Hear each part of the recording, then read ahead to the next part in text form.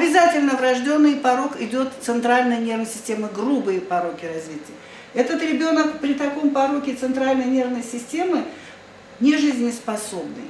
Смотрите, какая переносится. Ну вот они лобные доли, вот они лобные доли. Здесь идет, а глаза какие, нос недоразвит. Ну здесь все, весь лицевой скелет недоразвит, здесь идет грубое поражение центральной нервной системы, грубые пороки развития мозга. И такой ребенок не жизнеспособный. Говорить на этом снимке о врожденном ихтиозе очень сложно. Я, например, ни разу не видела врожденный ихтиоз с такими пороками развития. Наш роддом без меня пороки развития никогда даже не ставят болезнь Дауна, несмотря на то, что они знают этот диагноз. Без меня никогда даже болезнь Дауна не будет выставлена. Всегда мне пороки оставляют для меня. Даже если этот ребенок рождается ночью и он умирает, утром его оставляют для меня, для того, чтобы я его посмотрела. Этого ребенка я не видела в нашем роддоме. В других родильных домах я его тоже не видела. Может быть, они просто меня не вызвали на этот порок развития.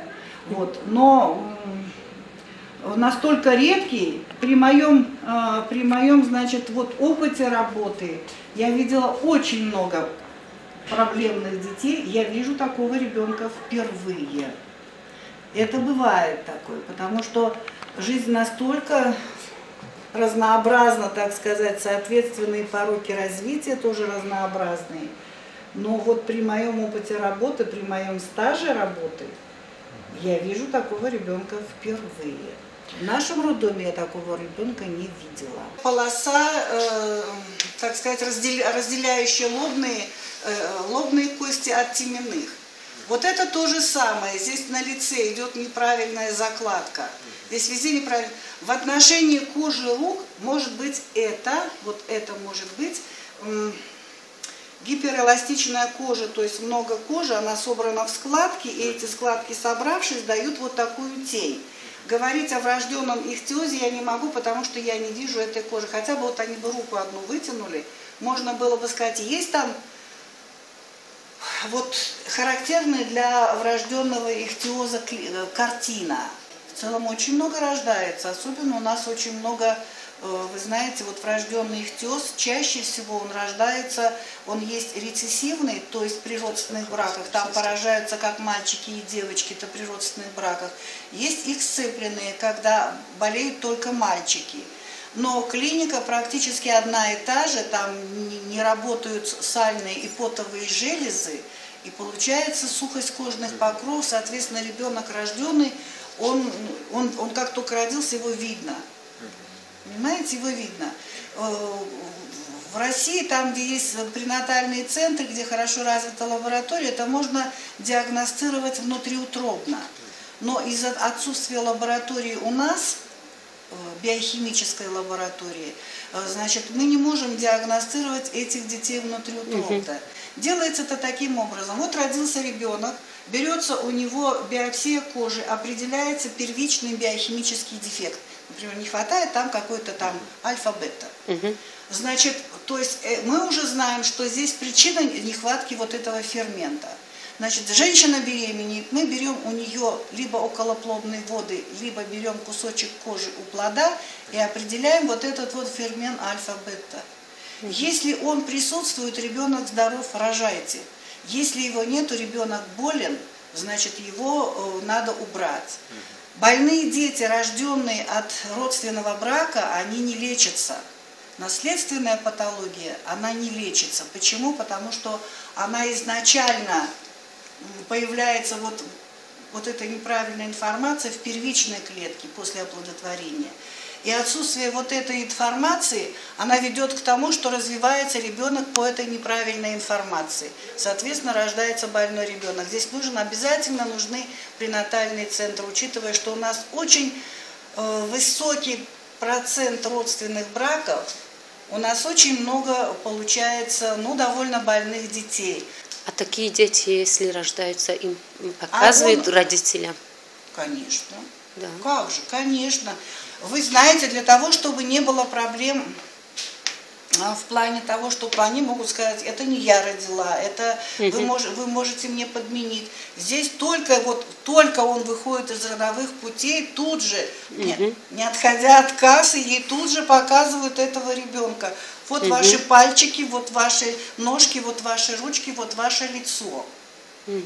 То есть тут же показывают, смотрит она или не смотрит. Наши женщины не любят смотреть на проблемных детей, но показывают, обязательно показывают. Она лежит в родзале, ребенок тут же лежит под лампой, согревается, и она видит, кто к ребенку подходит, кто не подходит.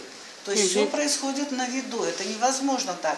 Ребенку тут же в одеяло и тут же на ручку вешают бирку. Нет, это невозможно так, чтобы... Нет, ну бывает же, если они боятся. Поэтому... Ну они боятся, это не значит, что они не смотрят.